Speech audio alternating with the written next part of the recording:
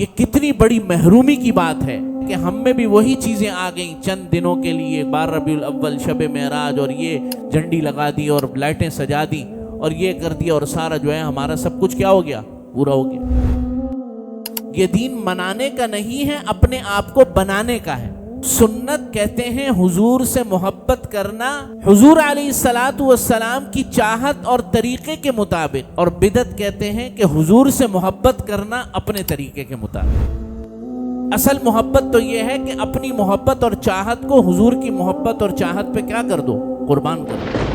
مفتی صاحب کے بیانات سننے کے لیے مفتی صاحب کے آفیشیل چینل مفتی مجود امین کو سبسکرائب کیجیے۔ محترم سامعین کرام، ہماری زندگیوں میں اللہ رب العزت نے قرآن مجید میں 2 احسانوں کا ذکر فرمایا ہے۔ اللہ تعالیٰ فرماتے ہیں کہ ہم نے تمہارے اوپر یہ 2 بہت بڑے احسان کیے ہیں، ہم نے احسان کیے ہیں۔ اللہ تعالیٰ فرماتے ہیں بل اللہ یمن علیکم ان ہداکم للایمان ان کنتم صادقین، کہ اللہ نے تم پر احسان کیا ہے کہ تمہیں ایمان کی طرف ہدایت عطا فرمائی، ایمان کی روشنی تمہیں دکھائی۔ تم نے ہمارے اوپر کوئی احسان نہیں کیا کہ دین اسلام کو قبول کر لیا، یا ہمیں تمہارے ایمان لانے سے بڑا فائدہ حاصل ہوا۔ اللہ کی ربوبیت پہ رتی برابر بھی کوئی فرق نہیں پڑتا، کوئی شخص اللہ کی ذات پر ایمان لائے یا نہ لائے، بلکہ بل اللہ یمن علیکم، اللہ نے تم پر احسان کیا ہے، ان ہداکم للایمان، کہ تمہیں جو ہے ایمان کی ہدایت عطا فرمائی، ایمان کا راستہ دکھایا۔ ایک تو یہ۔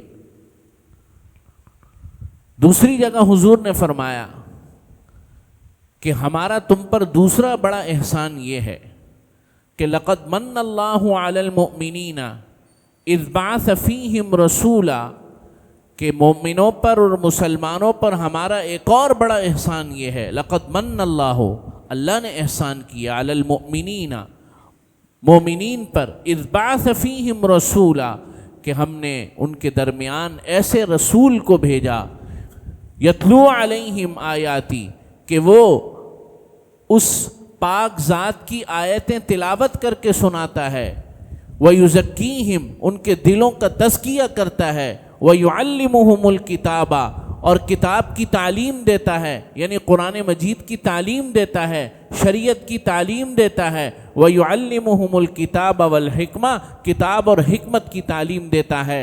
یہ ہم نے تم لوگوں پر احسان کیا۔ اللہ تو 2 احسان قرآن مجید نے مسلمانوں کو بتائے، اس امت کو بتائے، کہ ایک تمہیں نعمت ایمان ہم نے عطا فرمائی، ہمارا ایک بڑا احسان یہ ہے، اور دوسرا بڑا احسان یہ ہے کہ ہم نے تمہیں نبی علیہ الصلاۃ والسلام، آقا 2 جہاں کا، ہم نے تمہیں امتی بنایا۔ یہ ہمارا احسان ہے تمہارے اوپر۔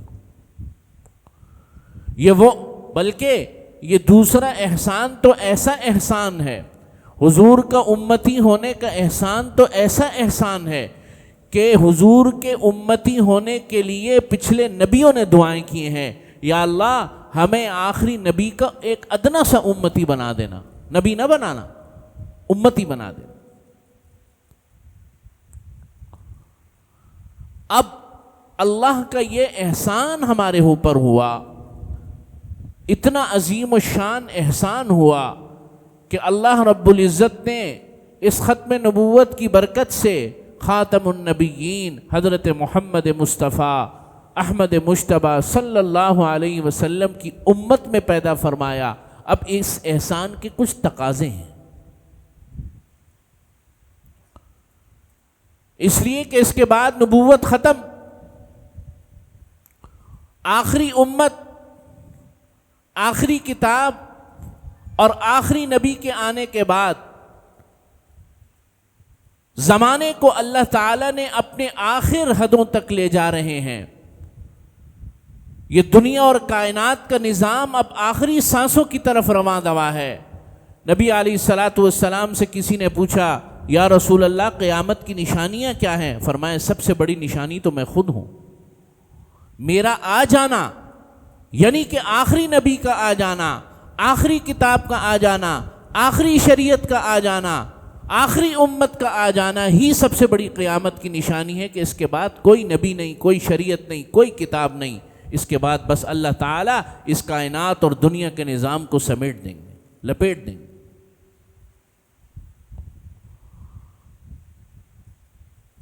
تو ہمارے اوپر یہ جو احسان اللہ کا ہوا،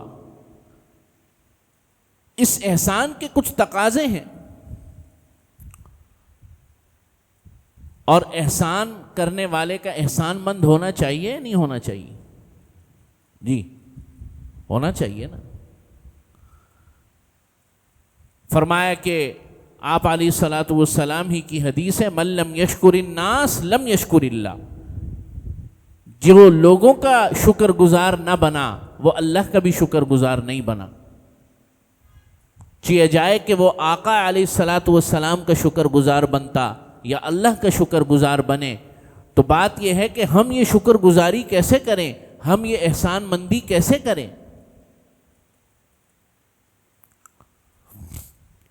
آج ہمارے دین کے اندر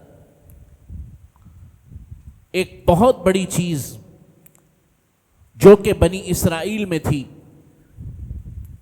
کہ انہوں نے بنی اسرائیل نے ہم سے پہلے نبی علیہ الصلاۃ والسلام سے پہلی امتوں نے خاص طور پہ بنی اسرائیل نے خاص طور پہ دین کو رسومات کا ایک مجموعہ بنا دیا. بس دین کو رسومات اور دنوں کا مجموعہ بنا دیا. ایسٹر کا دن، جیسے اگر یہودیوں کی مثال، عیسائیوں کی مثال لیں، ایسٹر کا دن، کرسمس کا دن اور 2-4 دن بس. چنانچہ آپ مغربی دنیا کے اندر چلے جائیں، چرچ جو ہے اس وقت بک رہے ہیں. چرچ کیا ہو رہے ہیں؟ چرچ کی زمینیں لندن میں، برطانیہ میں، امریکہ میں، آسٹریلیا میں، دنیا بھر کے اندر جتنے بھی چرچ قائم ہیں ان کی زمینیں بک رہی ہیں. اس وقت برطانیہ کے اندر جتنی مساجد بن رہی ہیں اکثر چرچ کی زمین پر بن رہی ہیں. ابھی سینٹرل لندن میں، لندن کے بڑے درمیانی علاقے میں، بڑا پوش علاقہ ہے، دنیا کا سب سے مہنگا ترین علاقہ ہے، وہاں ایک مسلمان نے اربوں ڈالر کی زمین ابھی خریدی ہے کچھ عرصہ پہلے، مجھے ابھی نام یاد نہیں آ رہا، اور اس نے وہ زمین خرید کر جو ہے وہ وقف کر دی ہے مسجد بنانے کے لیے. وہ زمین جو ہے وہ چرچ کی جگہ پر تھی، چرچ وہاں بنا ہوا تھا. تو سوال یہ نہیں ہے، سوال یہ ہے کہ بھائی چرچ کیوں بک رہے ہیں؟ اس لیے کہ کوئی آتا ہی نہیں ہے. مہینوں مہینوں کوئی نہیں آتا، اتوار کے دن کوئی بھولا بھٹکا آ جاتا ہے یا ایسٹر اور کرسمس پر آ جاتا ہے، بس اس لیے کہ دین کو مجموعہ سمجھ لیا، دنوں کے 3-4 دن بس یہ دین ہے. رسومات اور توہمات کو نام دے دیا گیا دین کا. ہمارے دین کی یہ خاصیت نہیں تھی اور نہ ہے، لیکن ہم میں بھی کچھ چیزیں جو ہے آہستہ آہستہ ان کی آ رہی ہیں. 10 محرم کو دین منا لو اور نیک بن جاؤ، تھوڑا مسجدوں کو آباد کر دو، اور جناب شب معراج کو، شب برات کو، 12 ربیع الاول کو، بس یہ 4-5 کر کے بڑا ہم نے جو ہے تیر مار لیا اور بڑا جو ہے ہم نے حق ادا کر دیا اور نبی کی محبت کا دم بھر دیا. بس یہ ہے ہمارے یہاں. نبی علیہ الصلاۃ والسلام سے محبت اور آپ علیہ الصلاۃ والسلام سے تعلق ہر امتی کے دل میں موجود ہے. یہ بات سمجھنے کی الحمدللہ اس معاملے میں کم از کم میں اس پوری امت سے بدگمان نہیں ہوں، اور ہونا بھی نہیں چاہیے کہ اللہ کے نبی کی محبت جو امت محمدیہ میں موجود ہے، اپنے نبی کی محبت، نہ وہ اس سے پہلے کبھی ہوئی نہ بعد میں کبھی ہوئی. یہ تو ہمارا ترہ امتیاز ہے، ہمارا آخری پناہ گاہ حضور کی ذات ہے، ہماری آخری پناہگاہ نبی علیہ الصلاۃ والسلام کی شفاعت ہے. یہ تو کنفرم بات ہے الحمدللہ.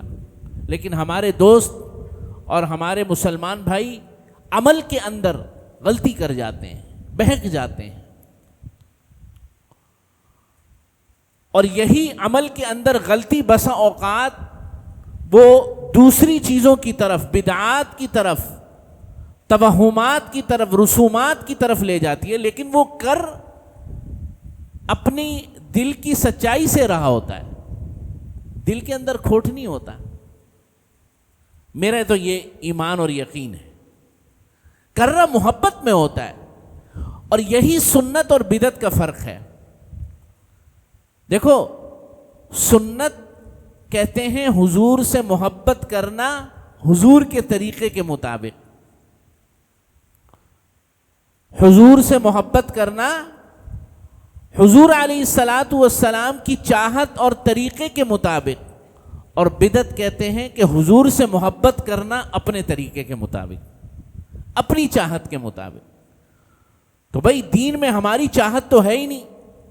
اصل محبت تو یہ ہے کہ اپنی محبت اور چاہت کو حضور کی محبت اور چاہت پہ کیا کر دو, قربان کر دو. یہ اتنا سا فرق ساتھیوں کی اور دوستوں کی سمجھ میں آ جائے, یہ فرق سمجھ میں نہیں آتا. چنانچہ 12 ربیع الاول اور ربیع الاول کے ماہ مبارک میں جب نبی علیہ الصلاۃ والسلام اس دنیا میں تشریف لائے تو اس کائنات کا سب سے عظیم الشان واقعہ پیش آیا. نہ اس سے پہلے کبھی آیا, نہ اس کے بعد کبھی آئے گا. میرا بحیثیت مسلمان یہ عقیدہ ہے, آپ کا بھی ہونا چاہیے. لیکن حضور کے آنے کا مقصد کیا ہے؟ اس مقصد کو فراموش کر کے صرف آنے کو منانا, یہ دین منانے کا نہیں ہے. یہ دین جو ہے نا, یہ بڑی زبردست بات ہے. یہ دین منانے کا نہیں ہے, اپنے آپ کو بنانے کا ہے. یہ دین منانے کا نہیں ہے, بلکہ کیا ہے, اپنے آپ کو اس دین کے مطابق بنانے کا ہے. یہ بات سمجھ میں آ جائے بس. نبی علیہ الصلاۃ والسلام کی زندگی میں احادیث میں ایک بڑا عجیب واقعہ پیش آیا. میں کبھی کبھار یہاں سناتا بھی رہا ہوں, بتایا بھی ہے. حضرت معاذ بن جبل رضی اللہ تعالی عنہ, حضور کے بڑے چہیتے صحابی, آپ کے بڑے پیارے صحابی, حضور نے فرمایا, آپ علیہ الصلاۃ والسلام نے فرمایا, اعلم امتی بالحلال والحرام معاذ بن جبل, میری امت میں حلال و حرام اور شریعت کے سب سے زیادہ مسائل جاننے والا معاذ بن جبل ہے. سن 10 ہجری میں نبی علیہ الصلاۃ والسلام نے حضرت معاذ بن جبل کو یمن کی طرف روانہ کیا, گورنر بنا کر, حاکم بنا کر. تو احادیث میں یہ واقعہ آتا ہے, جب یہ واقعہ بڑا رقت آمیز واقعہ ہے. آپ علیہ الصلاۃ والسلام جو ہے حضرت معاذ بن جبل کو مدینے سے باہر خود چھوڑنے کے لیے گئے. بعض روایات میں یہ بھی آتا ہے کہ حضرت معاذ بن جبل اونٹ پہ بیٹھے ہوئے تھے, حضور نیچے اونٹ کی رسی پکڑ کر اونٹ کو چلا رہے تھے. تو حضرت معاذ بن جبل سے نبی علیہ الصلاۃ والسلام نے پوچھا, یا معاذ بما تقضی, فیصلے کیسے کرو گے؟ فرمایا, بکتاب اللہ, یا رسول اللہ کتاب اللہ کے مطابق کروں گا. فرمایا کہ فَإِن لَمْ تَجِدْ, اگر کتاب اللہ میں نہ ہوا, ہاں جی, اگر کتاب اللہ میں نہ ہوا تو حضرت معاذ بن جبل نے کہا, فَبِسُنَّتِ رسول اللہ صلی اللہ علیہ وسلم, پھر یا نبی آپ کی سنت پر, آپ کی سنت سے جو ہے مسائل حل کروں گا, آپ کے طریقے کو دیکھوں گا.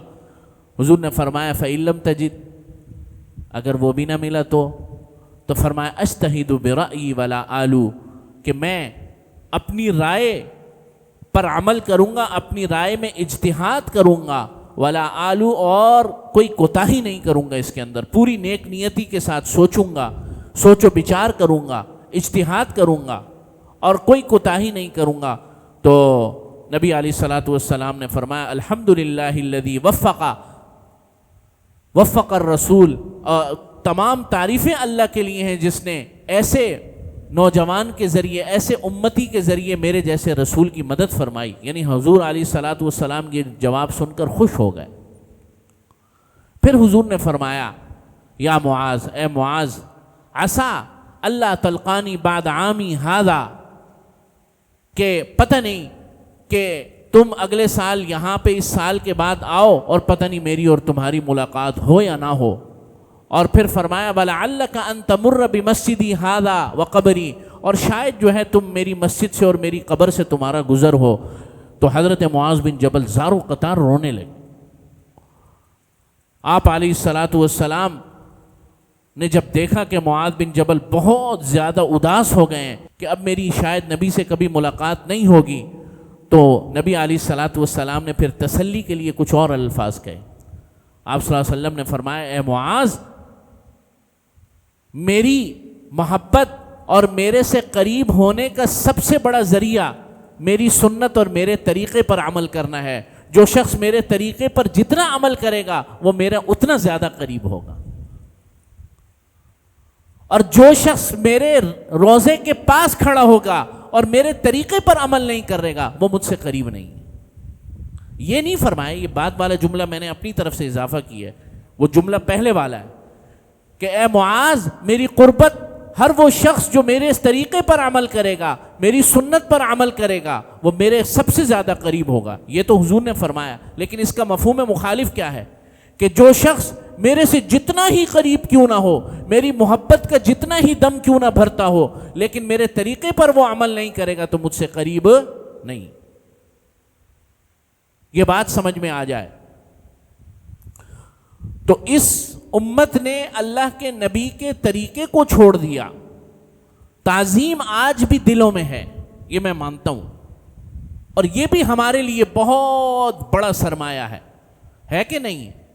اللہ کے نبی کی تعظیم اور عظمت کا دلوں میں ہونا یہ بھی بہت بڑا سرمایہ ہے. لیکن میرے عزیزو، حضور علیہ الصلاۃ والسلام کہ صحابہ نے صرف اللہ کے نبی کی تعظیم نہیں کی، صرف تعظیم نہیں کی بلکہ تعمیل بھی کی ہے.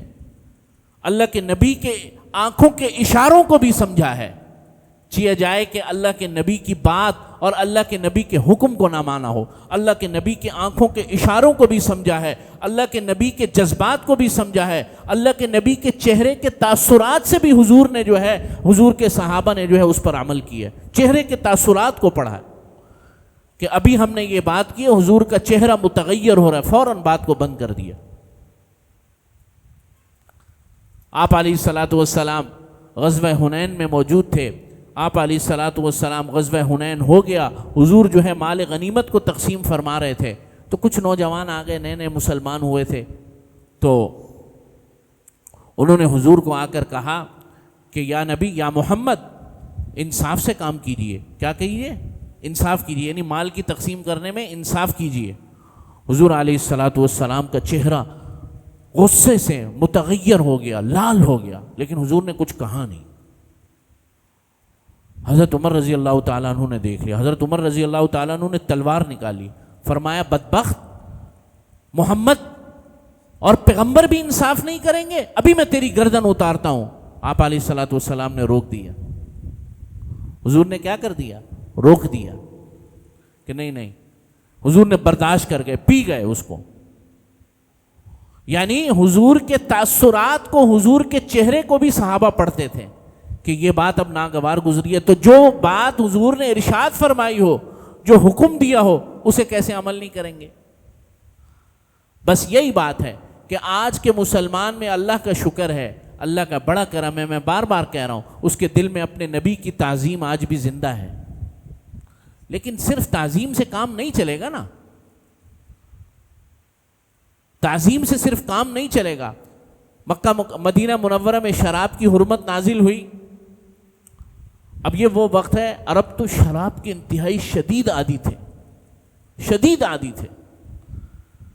یہاں تک کہ حضرت عمر فاروق رضی اللہ تعالیٰ عنہ نے 2-4 واقعات ایسے ہوئے کہ حضرت عمر فاروق رضی اللہ تعالیٰ عنہ نے حضور سے خود درخواست کی کہ شراب کے معاملے میں اللہ سے کچھ پوچھیے، کیا معاملہ ہے؟ تو شراب کی حرمت 2-3 اس میں نازل ہوئی، 2-3 لیول میں نازل ہوئی، یا 2-3 دفعہ کے بعد نازل ہوئی. سب سے پہلے تو جو ہے فرمایا کہ یا ایھا الذین آمنوا لا تقربوا الصلاۃ وانتم سکارى، دوسرے مرحلے میں کہ بھائی اے ایمان والو شراب نہ پیا کرو جبکہ تم نماز کی حالت میں ہوا کرو. تو اب نماز کی حالت میں تو سمجھ میں آ گیا کہ شراب نہیں پینی، یہاں تک تو بات کلیئر ہو گئی. لیکن ابھی بھی قرآن مجید میں واضح یہ بات نہیں تھی کہ بھائی شراب کی حالت میں تو نہیں پینی، باقی حالتوں میں پینی ہے نہیں پینی. یہاں تک کہ آیت نازل ہو گئی انما الخمر والمیسر والانصاب والأعلام رجس من عمل الشیطان فاجتنبوہ، بس اب تم اس سے بچو. تو شراب ہمیشہ کے لیے کیا ہو گئی؟ حرام ہو گئی. اب جب حرام ہو گئی تو مدینہ منورہ میں اس دن روایات میں آتا ہے کہ شراب گلیوں میں ایسے بہہ رہی تھی جیسے کہ سیلاب کے اندر دریاؤں کا پانی جو ہے گلیوں میں بہتا ہے. اور یہاں تک ہے کہ جس نے خبر سنی کہ آج سے شراب کی حرمت نازل ہو گئی اور اس کا گلاس جو ہے منہ کے قریب تھا تو وہ منہ پر بھی لے کے نہیں گیا، وہیں سے توڑ دیا اس نے. ایسے تعمیل فرمائی ہے صحابہ نے. ہم محبت کے دم تو بڑے بھرتے ہیں، لیکن وہی والی بات ہے کہ ہم میں بھی وہی چیزیں آ گئیں چند دنوں کے لیے، کچھ دنوں کے لیے. 12 ربیع الاول، شب معراج، اور یہ جھنڈی لگا دی اور لائٹیں سجا دی اور یہ کر دیا اور سارا جو ہے ہمارا سب کچھ کیا ہو گیا؟ پورا ہو گیا. تو میرے عزیز دوستوں اور بزرگوں، اللہ کے حبیب صلی اللہ علیہ وسلم کی محبت ہمارے دلوں اور ہمارے ایمان کا بنیادی جزو ہے اور رہے گا اور ہونا چاہیے. لیکن صرف اس سے کام نہیں چلے گا. اب امت کی جو حالت ہے وہ آپ کے سامنے ہے. امت کی حالت آپ کے سامنے ہے. اخلاق، کردار، معاشرت، معیشت، عدالت، سیاست، کوئی ایک شعبہ بھی ایسا نہیں ہے مسلمانوں کے پاس، کوئی ایک شعبہ کہ جو بالکل پیغام محمدی کے مطابق ہو، جو پیغمبر کے طریقے کے مطابق ہو. دنیا کے کسی ایک خطے میں بھی نبی کا پورا دین اپنی اصلی حالت میں مکمل طور پر اجتماعی طور پر موجود نہیں ہے. انفرادی طور پہ بات نہیں کر رہا، اجتماعی طور پر موجود نہیں. قلب میں سوز نہیں، روح میں احساس نہیں، اور کچھ بھی پیغام محمد کا تمہیں پاس نہیں. آپ علیہ یہ کتنی بڑی محرومی کی بات ہے کہ پیغمبر کا آفاقی دین اس وقت پورے بر اعظموں میں، ایشیا میں، افریقہ میں، امریکہ میں، آسٹریلیا میں، ساری دنیا میں 1 ارب 22 کروڑ 1.5 ارب مسلمانوں کے پاس اجتماعی صورت کے اندر پیغمبر کا دین موجود نہیں. یہ ماتم کرنے کا مقام ہے، یہ رونے کا مقام ہے.